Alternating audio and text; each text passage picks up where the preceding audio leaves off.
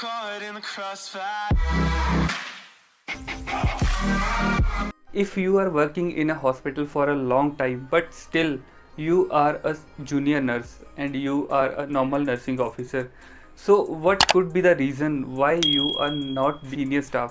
आप क्यों एक सीनियर नहीं बन सकते हो या आप क्यों एक टीएल नहीं बन रहे हो? बहुत सारे दोस्त ऐसे होते हैं जो कि लंबे टाइम से काम तो कर रहे हैं लेकिन उनको सीनियर पोस्ट या फिर टीएल पोस्ट नहीं दी होती। तो अगर आप भी लंबे टाइम से काम कर रहे हो और आप भी चाहते हो कि मैं भी एक टीएल या एक सीनियर स्टाफ बनूं, तो कुछ क्वालिटीज़ होती है जो कि आपके अंदर होनी चाहिए एज ए टीएल। तो उसी के बारे में आज हम बात करने वाले हैं। तो वीडियो को शुरू से एंड तक पूरी जरूर देखना, और अगर आप फर्स्ट टाइम चैनल पे विजिट कर रहे हो तो चैनल को सब्सक्राइब और वीडियो को लाइक जरूर कर देना अगर अच्छी लगे तो, कि क्या क्या वो चीज़ें जो आपके अंदर भी होनी चाहिए तो आप अच्छे टीएल बन सकते हो। तो जो सबसे पहली चीज़ होती है वो होती है एक्सपीरियंस। आपका जो एक्सपीरियंस है वो बहुत मैटर करता है। तो नॉर्मल अगर आप टीएल बनना चाहते हो तो आपको 3 to 4 ईयर्स का एक्सपीरियंस होना ही चाहिए। तो क्योंकि अगर आपको एक ही डिपार्टमेंट का, मतलब अगर आप मेडिकल आईसीयू में है तो मेडिकल आईसीयू का, अगर आप कैथ लैब में हो या वार्ड में हो या सीसीयू में, तो मतलब जहाँ पे भी आप हो आपको वहीं का एक्सपीरियंस होना चाहिए, ठीक है। क्योंकि अब आपको लंबा एक्सपीरियंस होगा तो आपने बहुत सारी ऐसी चीज़ें करी होगी अपने एक्सपीरियंस में, तो वो चीज़ें आपके काम में पता चलती है। तो दूसरी जो चीज़ है वो है नॉलेज। तो आपकी नॉलेज जो है वो भी बहुत ज़रूरी चीज़ है। तो क्योंकि अगर जैसे मैंने पहले बोला कि एक ही डिपार्टमेंट का एक्सपीरियंस, तो उसमें क्या होता है कि आप फॉर एग्जांपल मान लो कोई बंदा है जो मेडिकल आईसीयू में काम कर रहा है ना, उसने बहुत सारे पेशेंट देखे हुए हैं, gastro, nephro, neuro, ortho, euro, मतलब बहुत सारे पेशेंट उन्होंने देखे हुए हैं। उनको हर कंडीशन का पता होता है ना। फिर कोई भी मान लो पेशेंट की सर्जरी हुई है, लेप्रोटमी होती है, या कोई पेशेंट वेंटिलेटर पे है ना, उसकी सैचुरेशन कम हो रही है, या कोई प्रोसीजर करना है, उसकी आपको नॉलेज होनी चाहिए।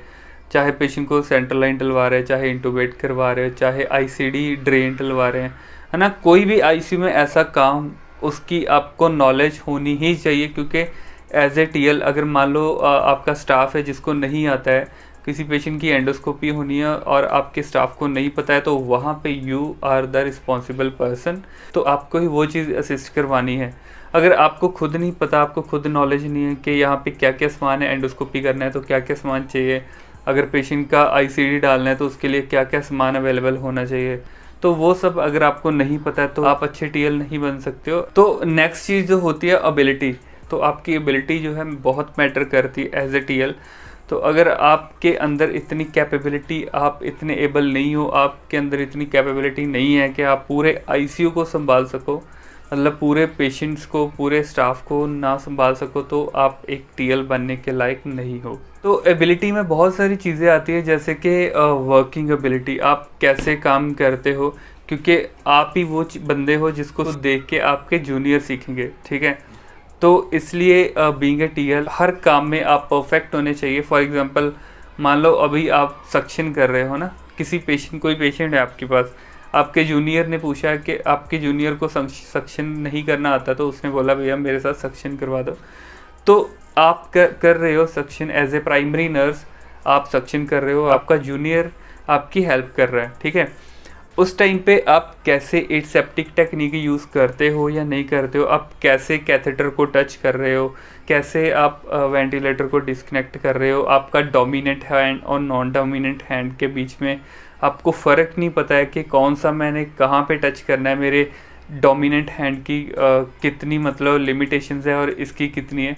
तो ये दोनों चीज़ों के बारे में अगर आपको नहीं पता है तो आप जैसे आप करोगे आपको सीख के ही आपका जूनियर करेगा, तो ऑब्वियसली आप गलत कर रहे हो तो वो भी गलत करेगा। तो इसलिए आपकी वर्किंग एबिलिटी भी यहाँ पे बहुत कम करती है। दूसरी एबिलिटी आपके अंदर होनी चाहिए कि आप अपने स्टाफ को कैसे हैंडल करते हो, डील करते हो, आप अपने पेशेंट्स को कैसे डील करते हो, ठीक है, आप अपने कोलीग्स को और अपने सीनियर को कैसे डील करते हो, ये सारी चीज़ों की एबिलिटी भी आपके अंदर होनी चाहिए।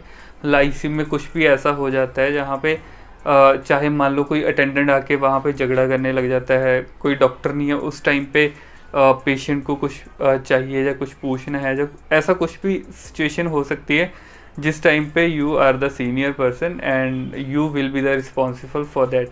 तो आप ही होते हो वहाँ पे, कैसे आप अटेंडेंट से बात करते हो, कैसे अगर वो झगड़ा कर रहे हो तो वो कैसे आपको सोल्यूशन उसका निकालना है।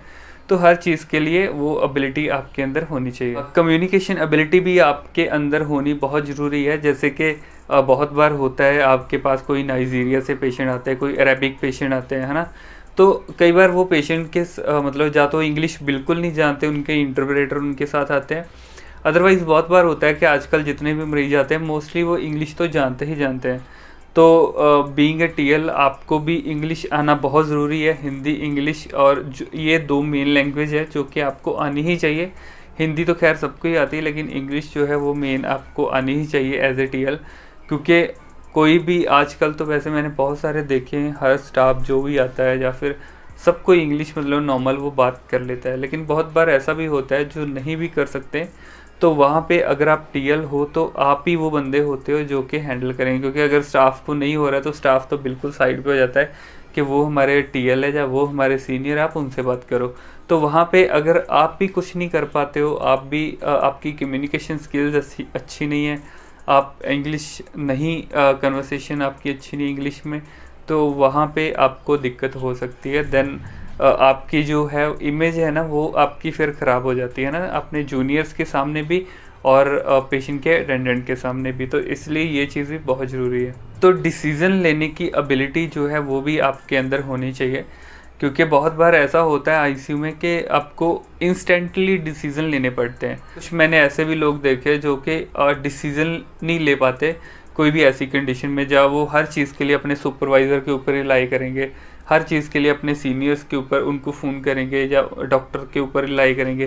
क्योंकि अगर आप टीएल हो तो एक सुपरवाइज़र के बाद अगर आप टीएल होते हो तो आप ही वो बंदे हो जो कि सारे आईसीयू की कमांड आप ही के हाथ में होती है। जो भी आप चाहो वो आप करवा सकते हो।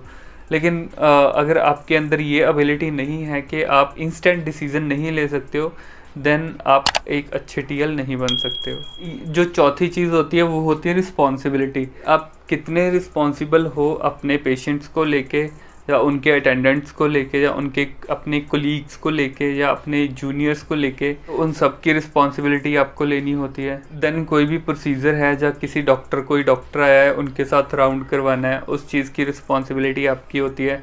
कोई ऐसा प्रोसीजर हो रहा है, कोई भी प्रोसीजर हो रहा है, चाहे सेंट्रल लाइन डल रही है ना, सीवीएल या कोई भी, जैसे मैंने पहले आपको प्रोसीजर बताया, तो कोई भी प्रोसीजर हो रहा है आप रिस्पॉन्सिबल होते हो। आपकी रिस्पॉन्सिबिलिटी होती है कि वो सारी चीज़ देखनी कि वो सही से हो रही है, जब स्टाफ को पता है कि नहीं पता है कि ये प्रोसीजर कैसे करना है, या ये सारी चीज़ें हैं ना वो भी आपको पता होनी चाहिए।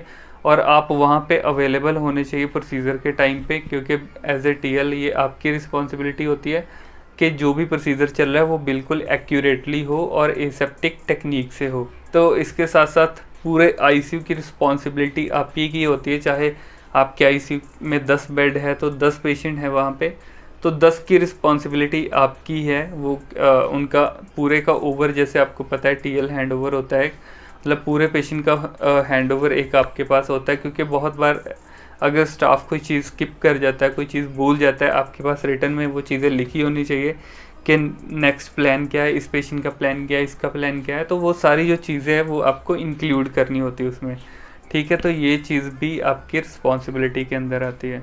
तो दोस्तों नेक्स्ट जो चीज़ है वो है कॉन्फिडेंस। कॉन्फिडेंस जो है वो बहुत ही एक इम्पॉर्टेंट चीज़ है एज ए टीएल। तो आपके अंदर कॉन्फिडेंस की कभी भी कमी नहीं होनी चाहिए, ठीक है। क्योंकि अगर आपके अंदर कॉन्फिडेंस की कमी है तो वहाँ से ऐसे लगेगा कि आपके अंदर नॉलेज नहीं है। चाहे आपको फुली नॉलेज है लेकिन कॉन्फिडेंट आप नहीं हो, तो वो सारी चीज़ों को ज़ीरो कर देता है। इसलिए आपके अंदर कॉन्फिडेंस होना बहुत ज़रूरी है एज ए टीएल।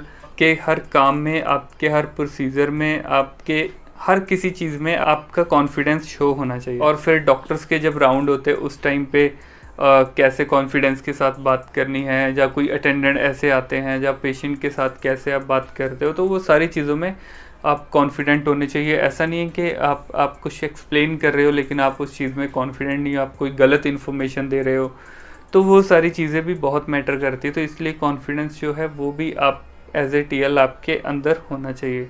तो नेक्स्ट चीज़ है स्किल्स। आपको अच्छा खासा एक्सपीरियंस है तो आप स्किलफुल आप बिल्कुल होंगे।